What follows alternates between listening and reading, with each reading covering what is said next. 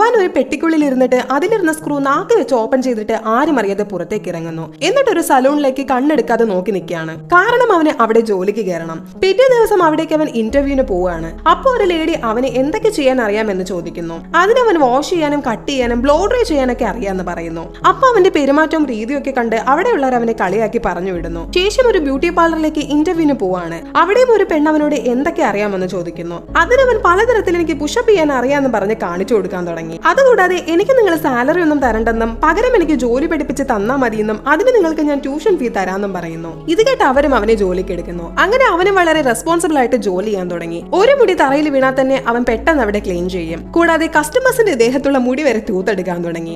പോകെ വെട്ടുന്ന ഒരു മുടി പോലും തറയിൽ വീഴാത്ത രീതിയിൽ അവൻ ചാടിപ്പോയി ക്ലീൻ ചെയ്യുന്നു. അതിനുശേഷം അവനും എല്ലാം പഠിച്ചിട്ട് കസ്റ്റമറിനെ ഡീൽ ചെയ്യാൻ തുടങ്ങി. ശരിക്കും ജോവാൻ ഒരു കമാൻഡോ ഓഫീസറാണ്. ആ ജോലി ഇഷ്ടപ്പെടാത്തത് കൊണ്ട് തന്നെ അവന്റെ ഡ്രീം ജോബായ ഹെയർ സ്റ്റൈലിസ്റ്റ് ആകാൻ വന്നതാണ് അവൻ.